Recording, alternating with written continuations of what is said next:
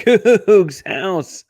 The Houston Cougars and Willie Fritz are using the transfer portal to get better at football. And it's not just me saying so this time.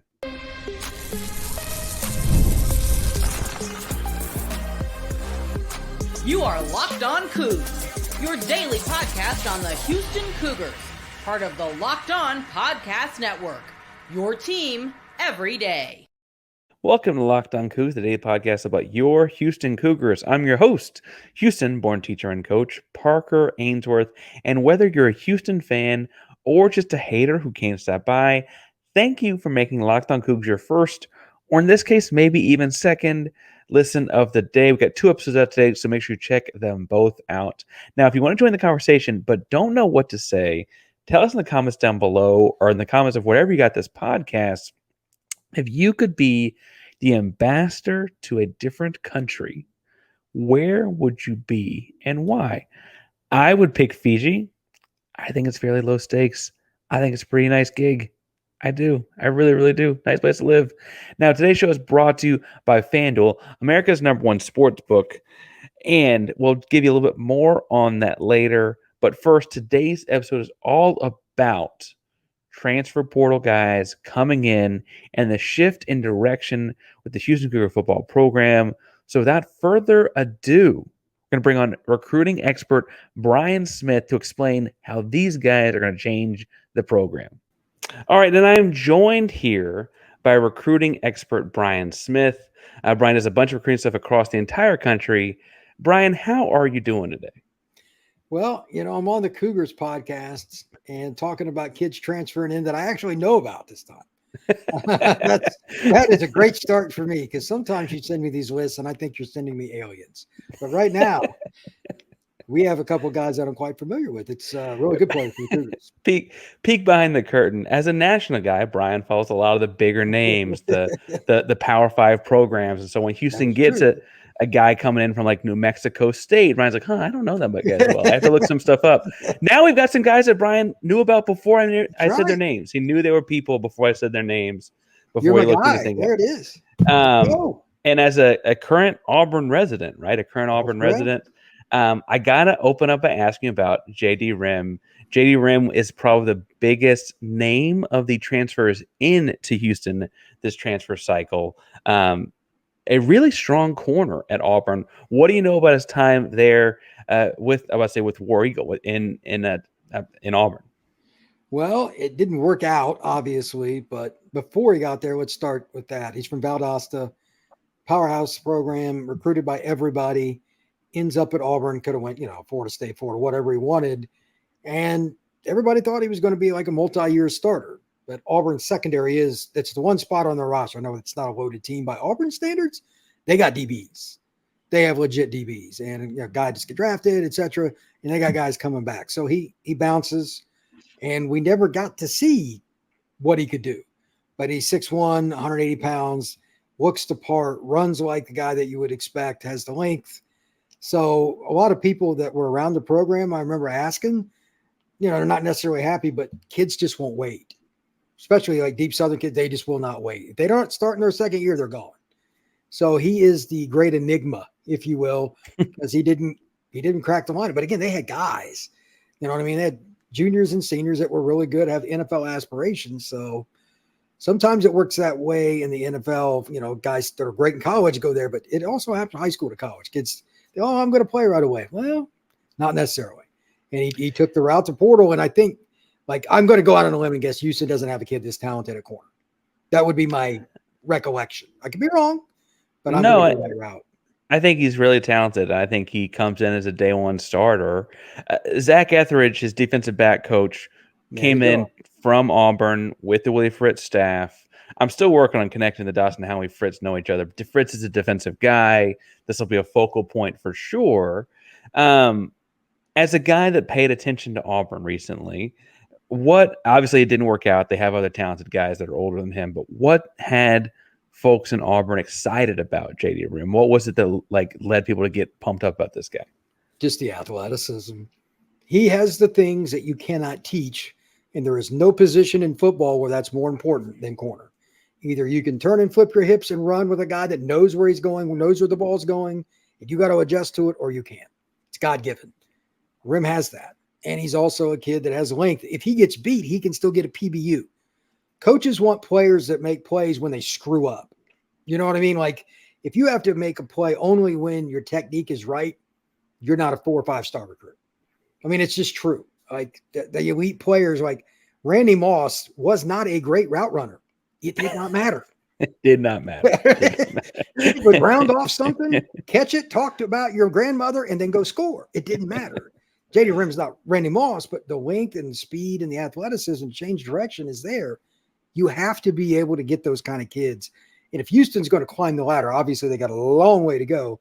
This is one heck of a way to do it. When he ended up there, I'm like, oh, didn't see that one coming. But the transfer portal is wild. So guys that are at Georgia end up at places like this too. So you're just like, you never know. Never know. I want to reiterate, he was a top 25 national recruit on 24/7, on 3, Rivals, and ESPN at his position. I mean, consensus, one of the best corners in his class.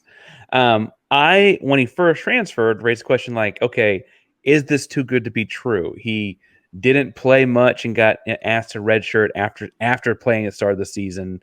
He got dismissed from the team mid-spring practice. You think it's just the room is that deep? You're not as worried about that? Even if he did something stupid, he's 18, 19 years old. This is how I look at it. Like, the number of times that I've either gotten a phone call from somebody that's on a team, a coach, a former high school coach, a parent, that so-and-so is an idiot. He did something this weekend. If I reported or if coaches got rid of guys, we wouldn't have college football. Kids are 18 to 22-year-olds are idiots by and large when they have free time. It's just the way it is. You can bitch and moan about it all you want, but it's still true.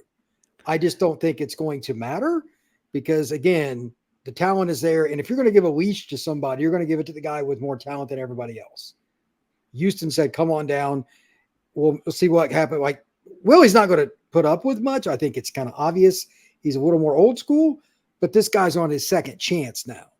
Mm-hmm.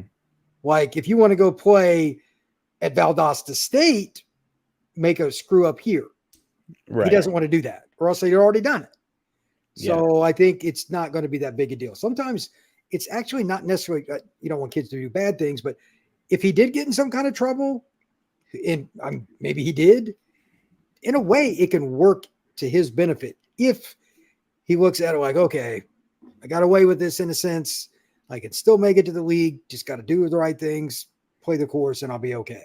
It doesn't matter where you're at, especially if you're a corner, the NFL will find you. Well, so I think that's fine. And Houston sent Marcus Jones a couple years ago. Houston has had a guy drafted several years in a row at this point. I mean, people get drafted out of Houston all the time. And I really do think that, there's been nothing reported. I should preface this. It's not like he's been on a bunch of reports about stuff he shouldn't be doing. I just am trying to figure out what's going on here between the lines. And like you said, he's 19. Like, the kid gets second chance. What a great opportunity to follow his position coach and get that second chance. That's right. Positionally, he kind of plug and play replaces Isaiah Hamilton. Isaiah obviously was a much older player, worked his way up the ranks, and is now headed to Ole Miss right after playing at Houston last season. Do you think that's a clean swap? Do you think Houston gets better, worse there? Do you have any idea at all? Anytime you lose a starter, that makes me think you went down. Like, the guy earned the spot. I don't care what the recruit's ranking is. He didn't do diddly at Auburn. Okay, that's bottom line. Now, there's a new coach at the head position. There's a new DB coach that he knows. There's different ways you can look at it, but I'll take the production over the possibility. Take the bird in hand, that old saying, you know what I mean? So long term, maybe. Year 2 for JD, I would.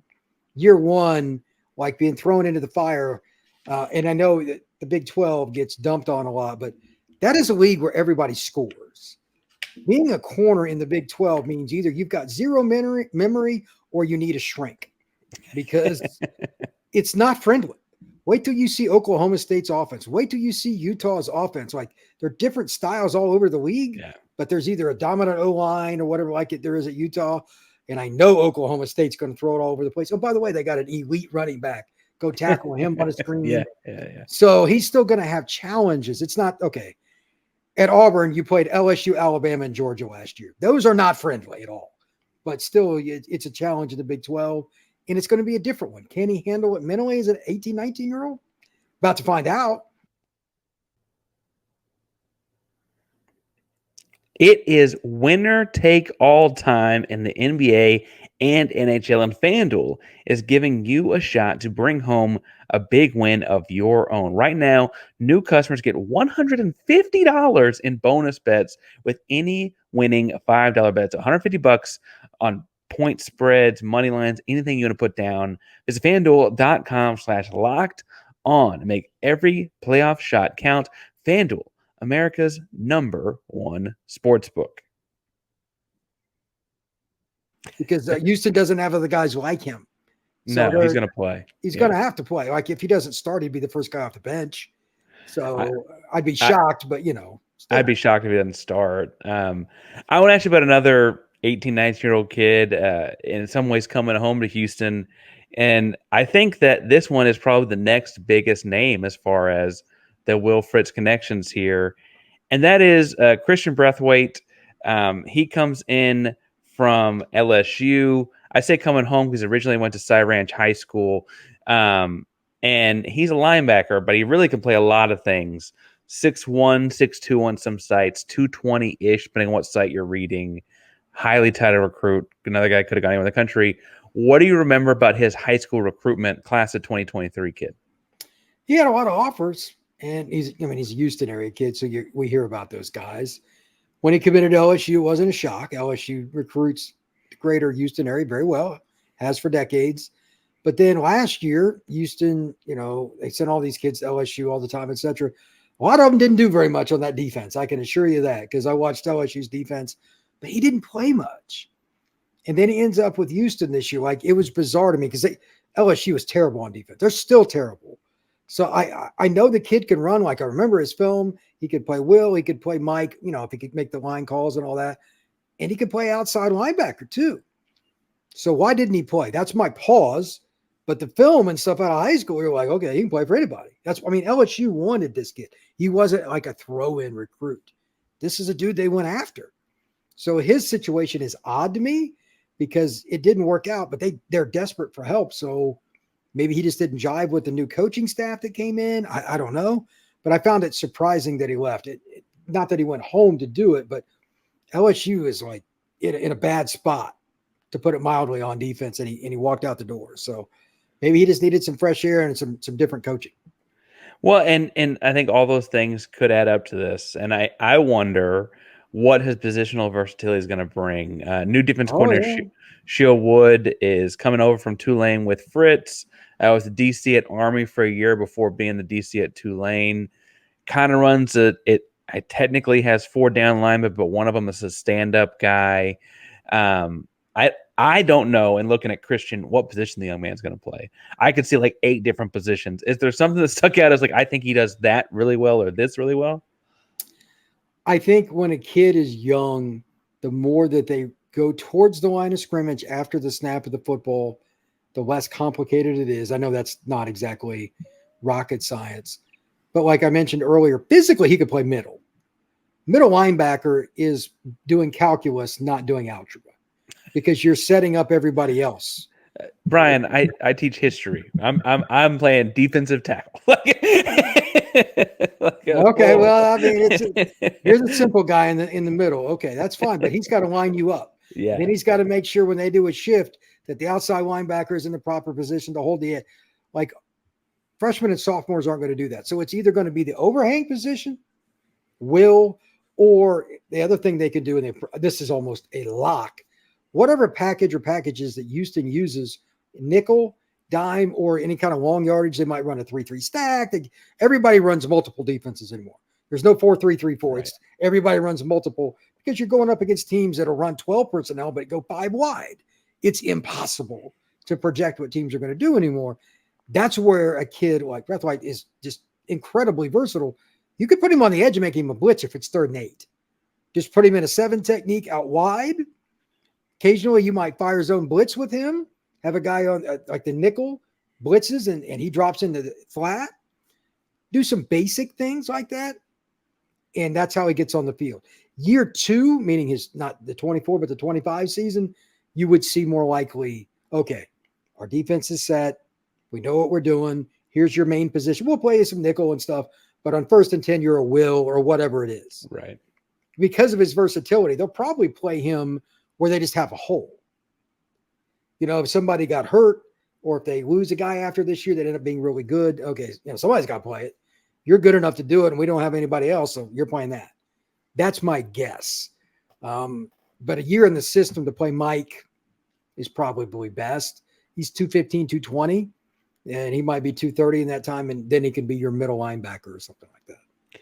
Well, and he was, in terms of positions, and the 24/7s, the ESPN, et cetera, all of them had him in their top 20. A couple of them in the top 10 as a linebacker in that position group in the country in the class 2023. So I think there's a lot of just what kind of linebacker. I mean, linebackers can be Ray Lewis.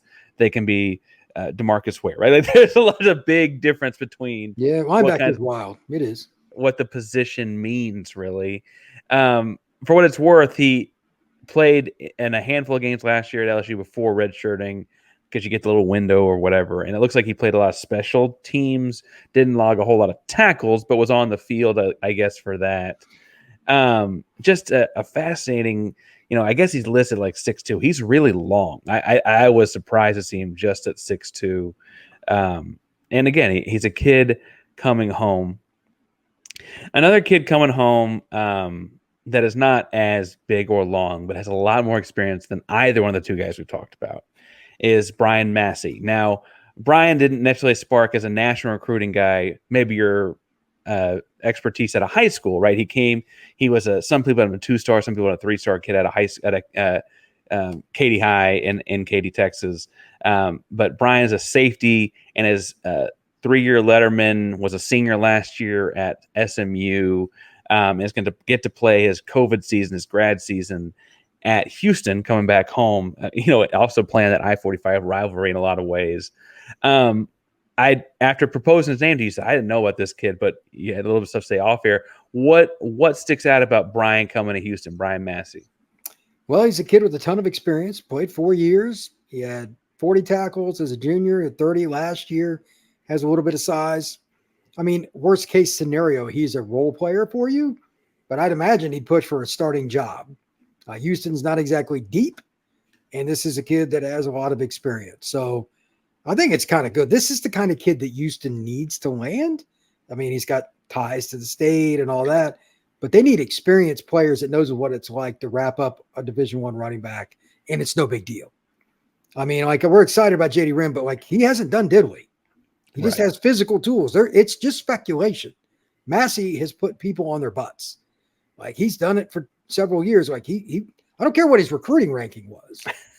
You know what I mean? Once you start getting a bunch of tackles and playing a lot, recruiting rankings don't mean anything. There's still one Randy Moss, so I bring that up again. He's the greatest recruit I ever saw. I told everybody by the end of his freshman year, he'll be the best player in the country. That's just the way it is. There's never going to be another guy like that. This kid earned it step by step, and he just got better. And I love Fritz as a coach, what he did. If there was ever a Fritz special, it's a 5th-year senior like this. He'll have him in a position to make calls. He'll have him in position to be a special teams guy. He'll be a leadership council, all that kind of stuff. Setting your program up long-term, and spoiler alert, Houston fans, your team's going to be terrible this year, but these are the kind of guys that will set it up for 25. It's just true. Fritz will do the right things. I know that nobody wants to hear it.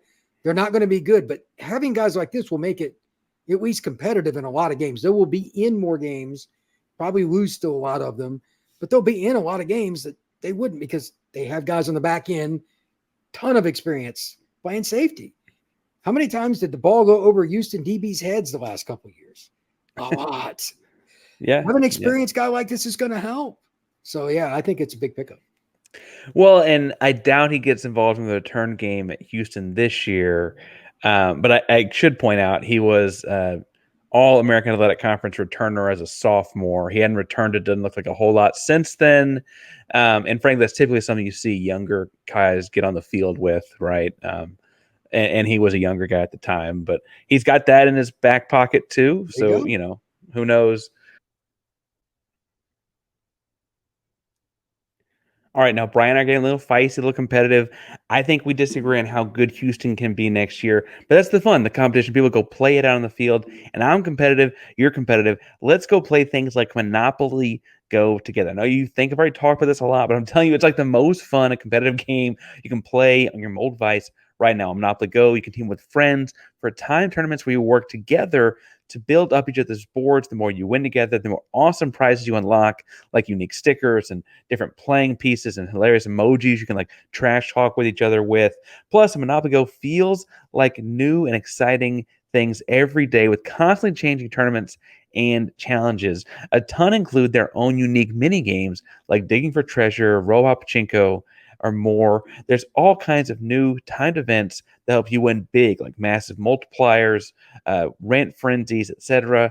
There's always something fun to discover in Monopoly Go, so get off the bench and go download it now for free on the Google Play or App Store. Game on. What that means. It's exciting to see kids come home, though, right? Coming back to Katy, coming back to Cypress. One kid that I don't know if a whole lot of anyone knows anything about, but I got to ask, Sam Seacrest, redshirt freshman, small high school, Indianapolis, was at Louisville. He's coming to Houston. I don't know anything about Indiana football. I didn't watch anything. I mean, he didn't play at Louisiana at Louisville because he was a redshirt last year. Know anything about this kid and the program he's coming from?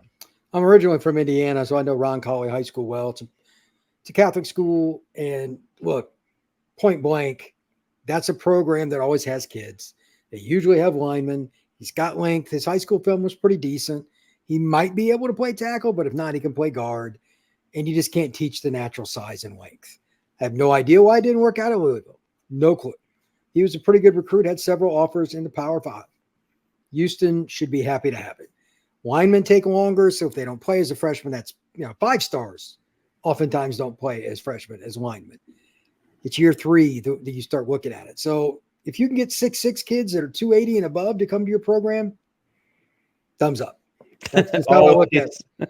It's always thumbs up. That's it, brother. I mean, he hasn't played yet, but like the program he's from is good. The situation playing in like Indianapolis football is pretty good. That's kind of my home city.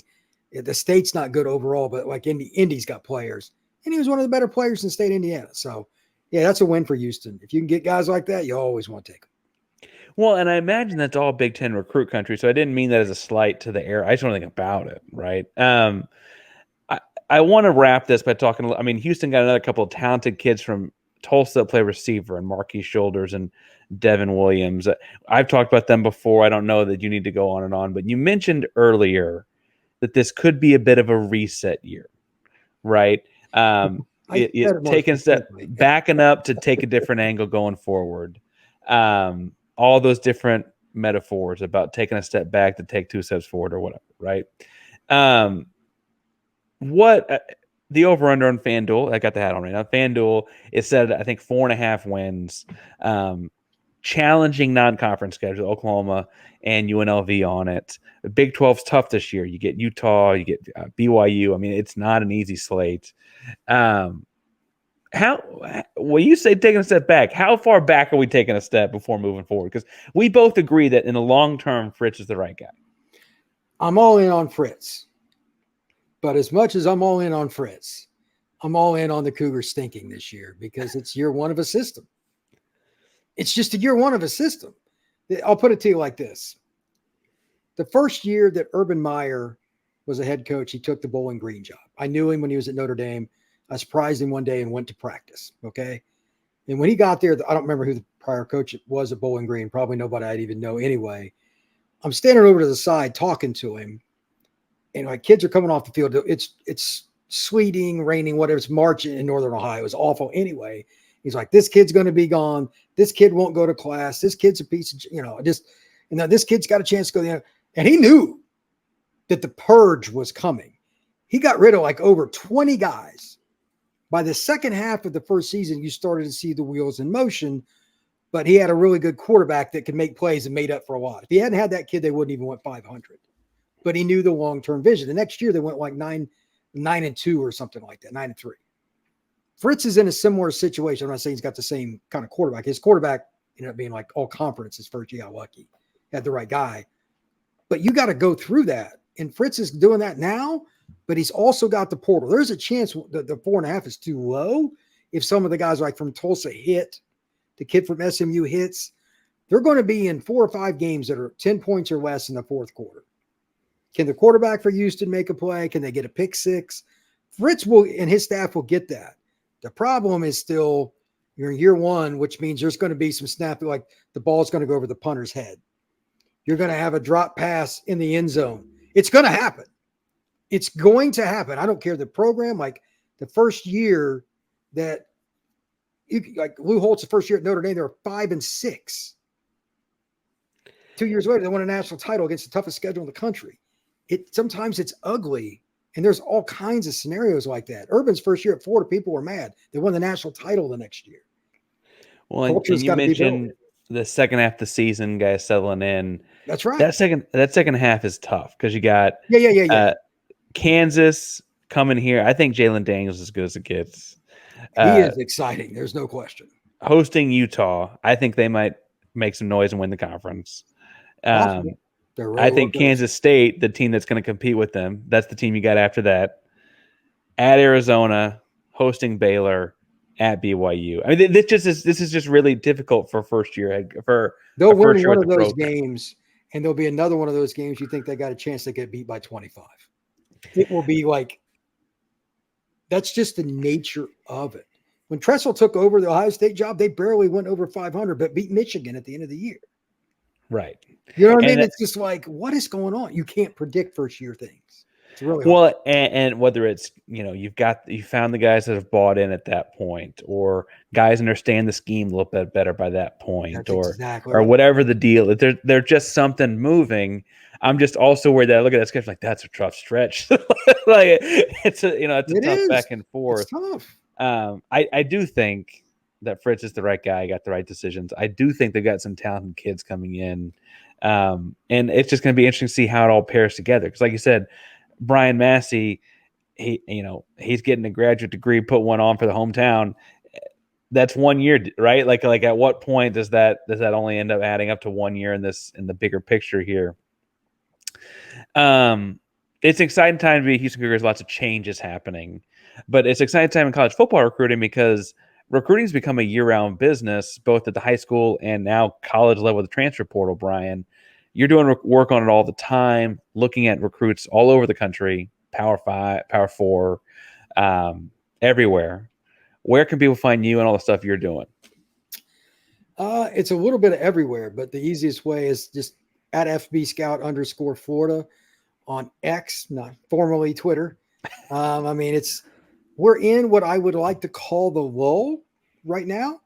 Between now and the end of the month, it will change. And between May 31st and June 25th will be the bonanza.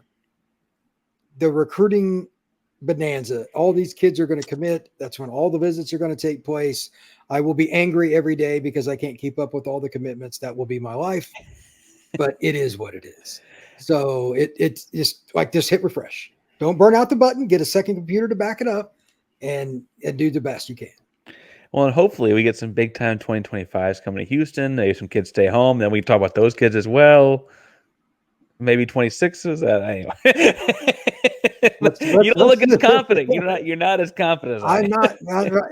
I'm not sold on that. You're going to have to convince me on that, but we'll see. I'll come on your show if they get a top 200 kid. All right, we'll do that. Every top 200 kid, we'll have Brian back. We'll talk. I'll gladly talk about it. I'll know who it is. Hey, I think you do a great job of every time I send you a list of kids, you do a great job of learning their story. Like you always have something to say about the kids. So I appreciate that. And this time we had kids you already knew about. So, that helped. Thank you, Coach Fritz. Brian Smith at FBScout_Florida. Thanks again for coming on, Brian. Thank you very much. All right. Thank you so much to Brian for stopping by again and breaking down what he sees as the perks and the pros and the future pros, maybe even in the most recent instead of transferred into the University of Houston for Willie Fritz. I'm excited about it. I think he's excited about it, maybe less so than I am. Tell us what you think in the comments down below. Make sure to go follow Bryan on all social media accounts at FB Scout. FB Scout _ Florida. He's doing a great job. Again, he mentioned he's originally from the Midwest, has spent a lot of time doing recruiting stuff in Florida, is now in Alabama, the heart of SEC country. So follow him as he follows recruiting nationally. Follow us here each and every day at Locked On Cougs, the latest on the Houston Cougars each and every day. We're back on track, I promise. Locked On Cougs is a primary Locked On podcast. Is your team every day. Go Cougs.